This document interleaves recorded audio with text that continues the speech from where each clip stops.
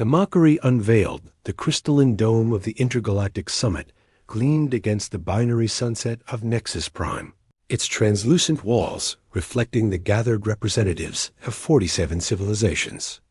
Ambassador Vexara of the Zephyrian Collective adjusted her ceremonial robes, the silver threading catching the ambient light as she approached the central podium. Her violet skin bore the traditional scarification of her diplomatic rank, each elegant curve telling the story of her rise through the most sophisticated bureaucracy in known space. "Esteemed colleagues," she began, her melodious voice carrying the authority of 1,000 successful negotiations. "Today we address the proposal to grant full membership status to the inhabitants of the third planet of the Sol system." A ripple of attention moved through the assembly. "However, I must speak candidly about this premature application." In the back rows, barely visible among the shifting crowd of delegates, Marcus Reed sat with quiet attention. Earth's cultural attach had arrived early, choosing an unobtrusive seat where he could observe without drawing notice. His modest brown suit seemed almost invisible compared to the elaborate diplomatic regalia surrounding him, but his dark eyes missed nothing as he activated his personal recording device. Vexara's speech gained momentum, her confidence building. With each carefully chosen slide, the humans demonstrate a charming enthusiasm, certainly. Their primitive art forms show promise, and their literature displays an almost touching naivety about the complexities of interstellar relations. Scattered chuckles echoed through the chamber. But we must ask ourselves, are we prepared to extend full diplomatic recognition to a species that only recently discovered faster-than-light travel? Marcus maintained his expression of polite interest, though his fingers tightened slightly on his datapad. He had studied Zephyrian culture extensively, understanding their reverence for intellectual achievement and diplomatic finesse. What Vexara didn't know was that he had also studied her published papers on xenosociology, her celebrated mediation of the Andromedan trade disputes, her reputation as the most brilliant mind of her generation. "I propose we consider them as we might any developing civilization," Vexara continued, her tone growing more condescending. "Perhaps as cultural curiosities, decorative pets to observe from a safe distance. After all, their own historical records show a disturbing tendency toward self-destruction and primitive territorial conflicts." The chamber fell into uncomfortable silence. Several ambassadors shifted in their seats, exchanging meaningful glances. This level of direct insult was unusual, even for the notoriously hierarchical Zephyrians.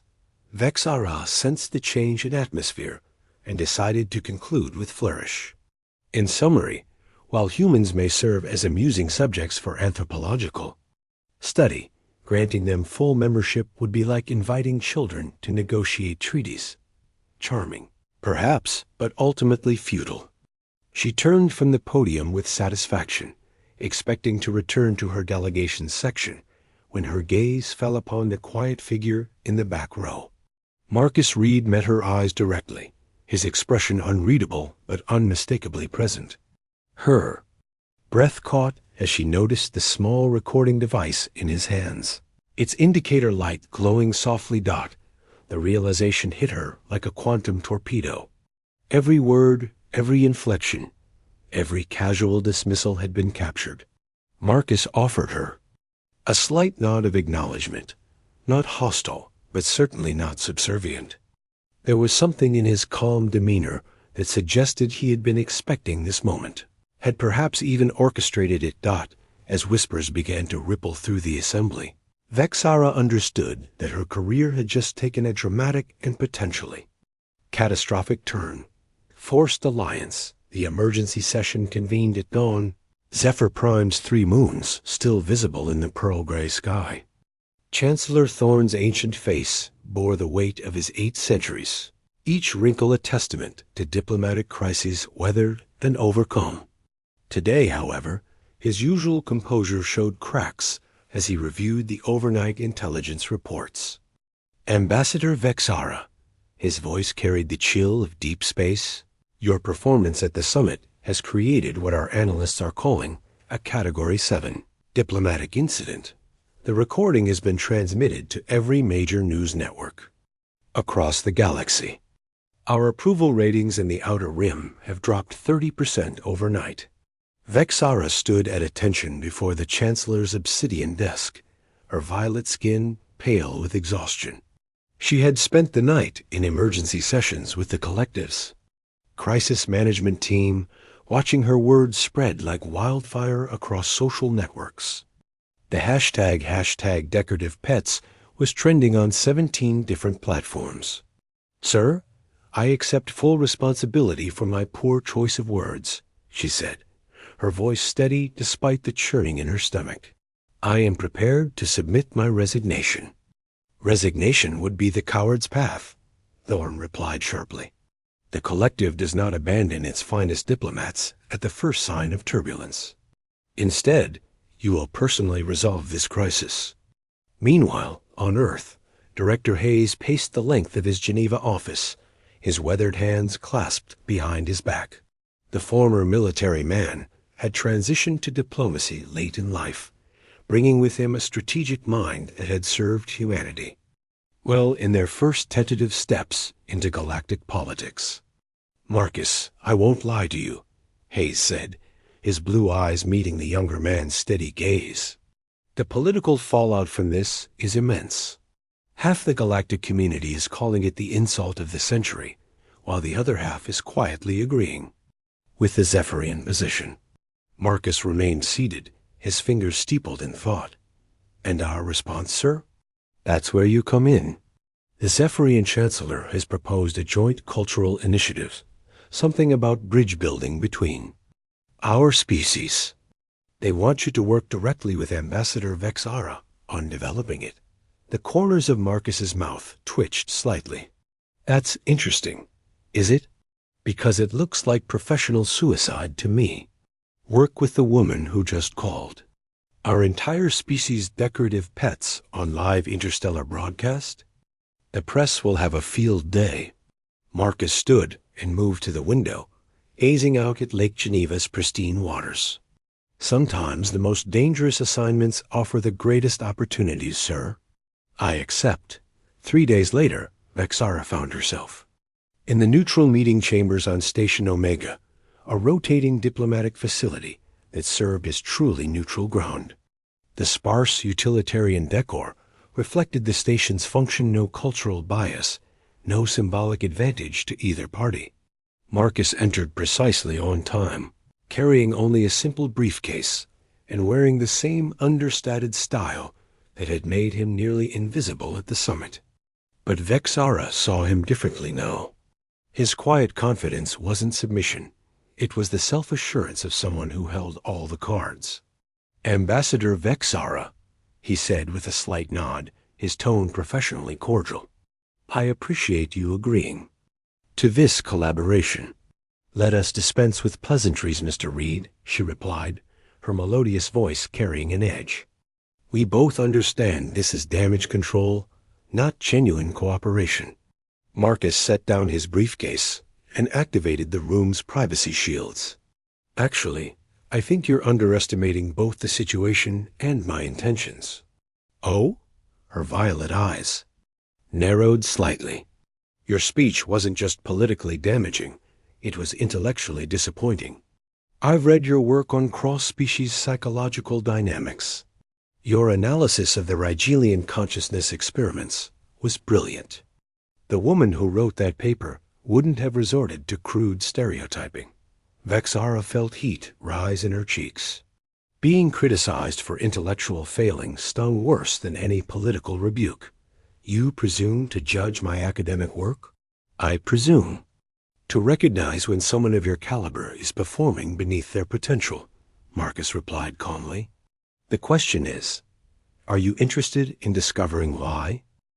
Beneath the surface 2 weeks into their collaboration, the sterile confines of Station Omega had given way to the more comfortable research facility on Kepler Station. Their joint project, a comprehensive terraforming initiative for the disputed. Worlds in the neutral zone required extensive historical research and cultural analysis. What had begun as mutual professional respect was evolving into something neither had anticipated. Vexara found herself working late into the station's artificial night cycle, her violet fingers dancing across holographic displays, showing atmospheric composition data. The soft hum of the facility's life support systems provided a rhythmic backdrop to her calculations when she heard familiar footsteps approaching. Still working? Marcus appeared in the doorway, 2 steaming cups in his hands. I brought tea. Zephyrian blend, if my research into your preferences was accurate. She looked up, surprised by the thoughtful gesture. Your research extends to beverage preferences now? Cultural understanding requires attention to detail, he replied, settling into the chair across from her workspace. Besides, I noticed, you never touch the standard station provisions. The tea was perfect, exactly the right temperature and strength that helped her focus during long research sessions. You continue to surprise me, Mr. Reed. Most humans I've encountered show little interest in such subtleties.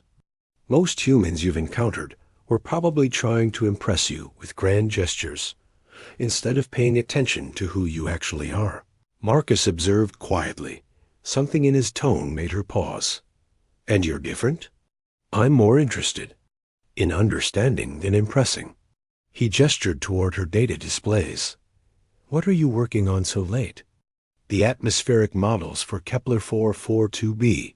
The terraforming equations are more complex than I initially calculated. She highlighted a section of swirling red data. The indigenous microbial life creates variables that our standard models can't account for. Marcus leaned forward, studying the display with genuine interest. Have you considered applying the chaos theory principles from Earth's early atmospheric evolution? There might be parallels. Chaos theory? Vexara's eyebrows rose slightly. That's remarkably sophisticated mathematical thinking for someone from a species that only recently achieved interstellar travel.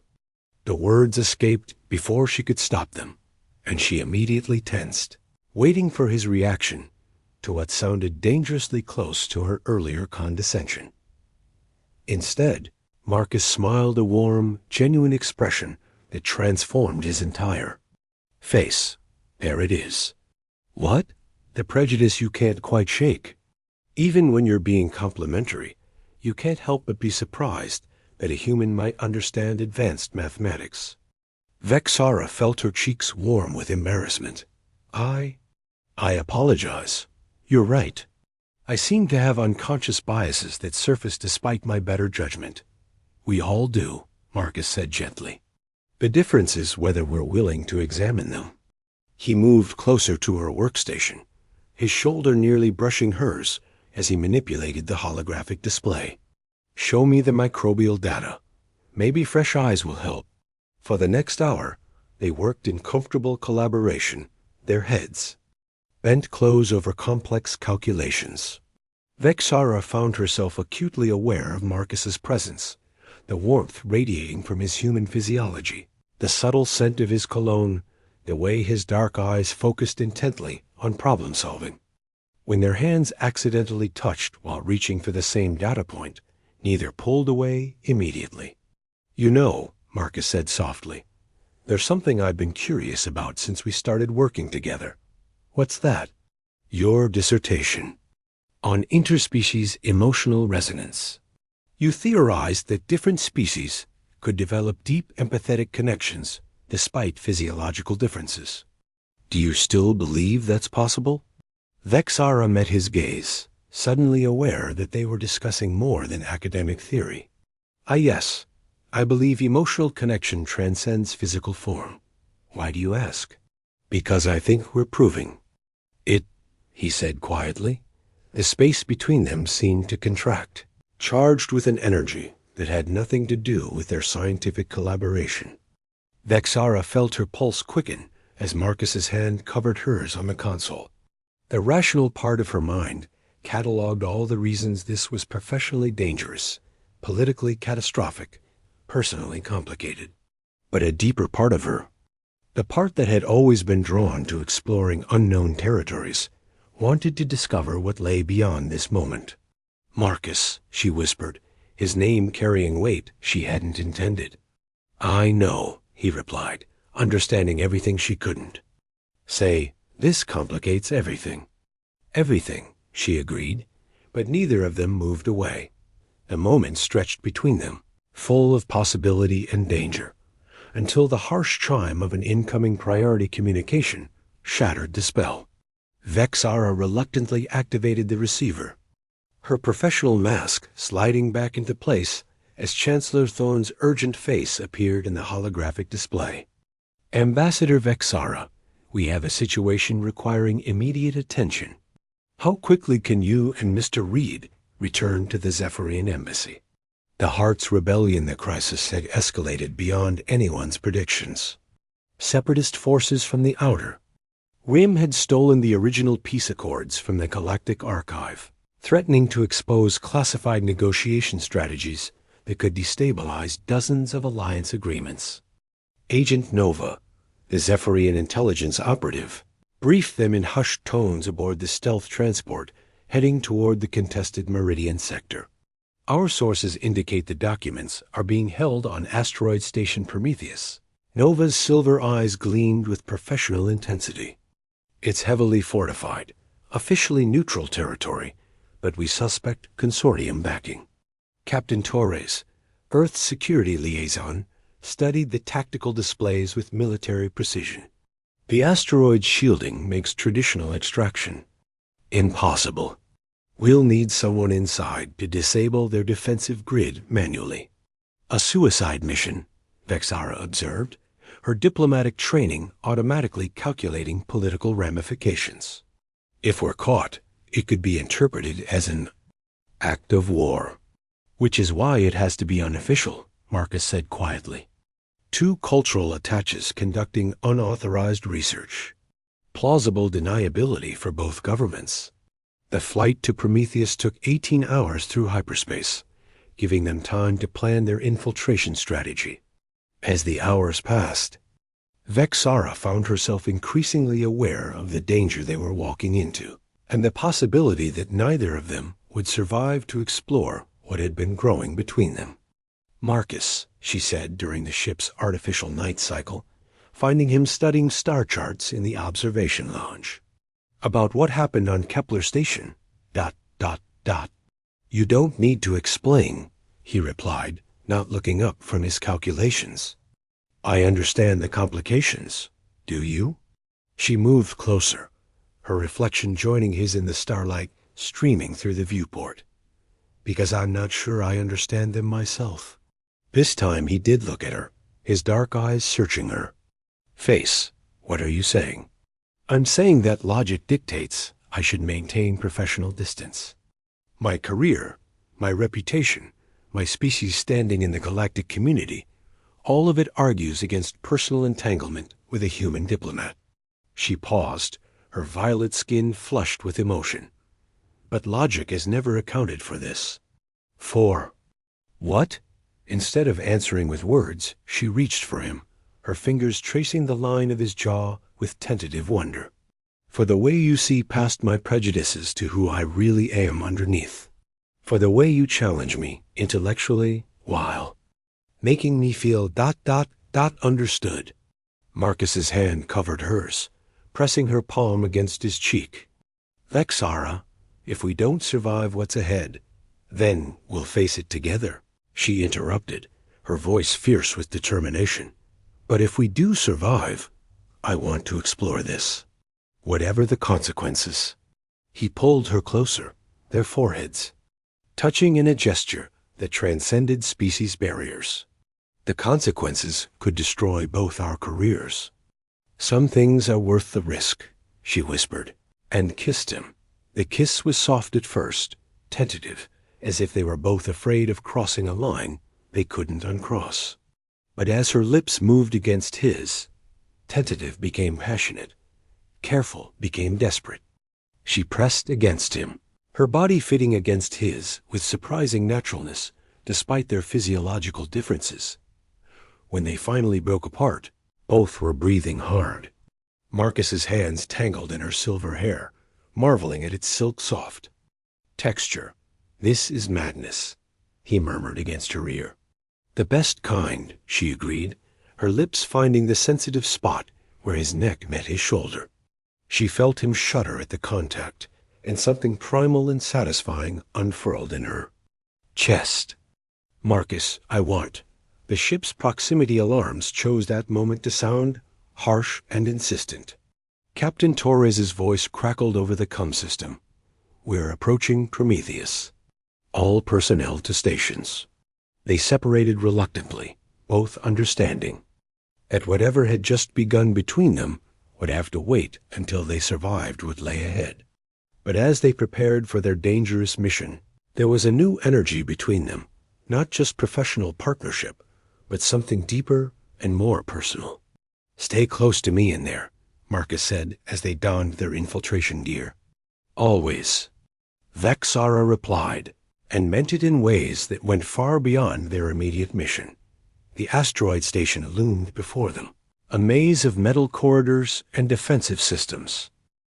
New Horizons 6 months later, the inaugural ceremony for the Interspecies Diplomatic Academy took place on New Geneva Station, a gleaming symbol of cooperation floating in neutral space. Representatives from 47 civilizations gathered to witness something unprecedented, the first educational institution dedicated to training diplomats in cross-species understanding and cultural bridge-building. Ambassador Vexara stood at the podium, her ceremonial robes now bearing symbols from both Zephyrian and human traditions, a visual representation of the synthesis she and Marcus had achieved. The same chamber where she had once delivered words of condescension now hosted her vision of galactic unity. "Honored colleagues," she began, her voice carrying newfound warmth alongside its natural authority. "When I first addressed this assembly months ago, I spoke from a place of ignorance disguised as wisdom. Today, I speak from experience, real experience, of what becomes possible when we set aside assumptions and engage with genuine curiosity." In the front row, Marcus watched with pride as she commanded the room with natural grace. Their mission, to retrieve the stolen peace accords, had succeeded, but not without cost. 3 weeks recovering from injuries sustained during their escape had given them uninterrupted time to explore their connection, away from political pressures and professional obligations. "The academy we inaugurate today represents more than educational innovation," Vexara continued. "It embodies the principle that understanding between species requires more than diplomatic protocol. It requires personal courage to see beyond our preconceptions."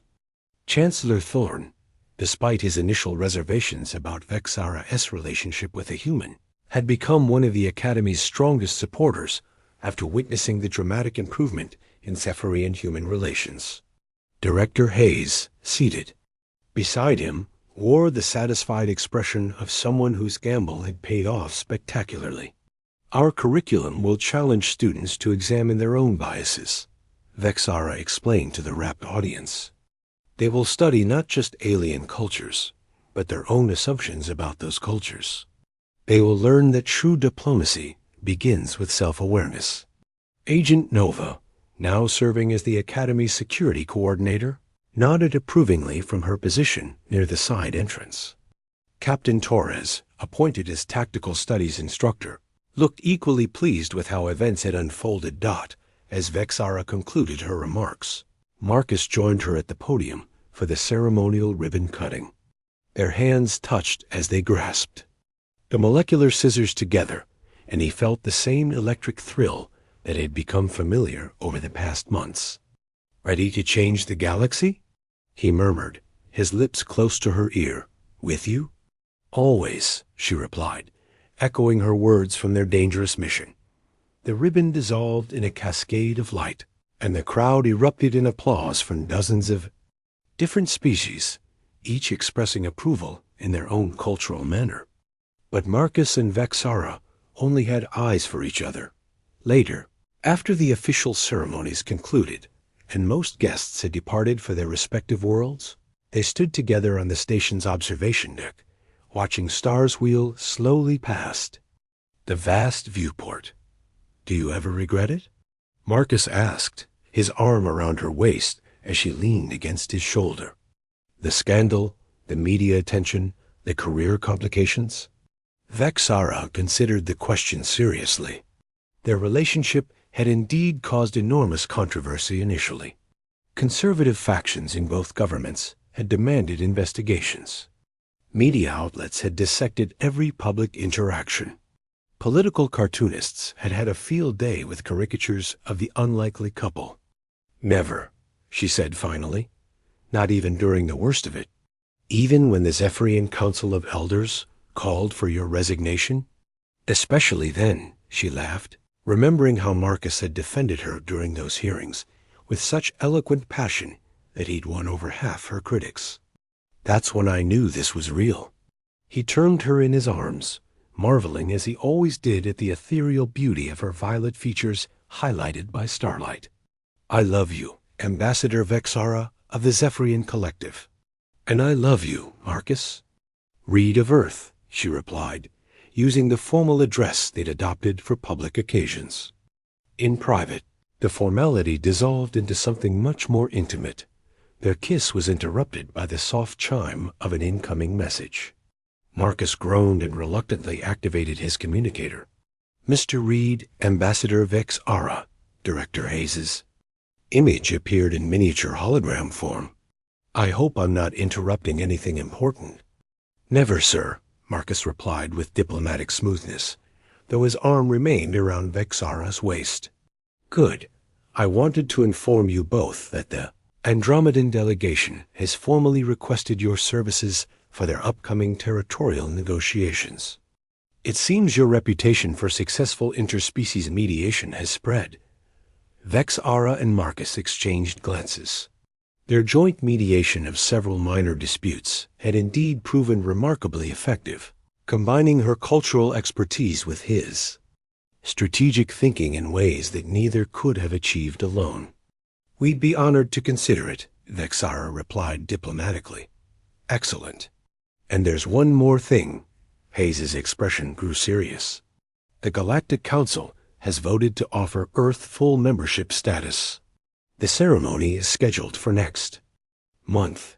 Your work together played no small part in that decision." After Hayes signed off, they stood in comfortable silence, processing the magnitude of what they'd achieved. Earth's acceptance into the galactic community had been Marcus's ultimate professional goal. For Vexara, it represented validation that her evolved understanding of humanity had been correct. "So," Marcus said eventually, "ready for our next adventure? Which one? The Andromedan negotiations or helping to integrate Earth into galactic politics?" "Both. All of it. Whatever comes after that." He pulled her closer, his voice growing serious. "I mean it, Vexara. Whatever the universe throws at us next, I want to face it with you." She smiled, the expression transforming her entire face with joy. "Then that's what we'll do. Together."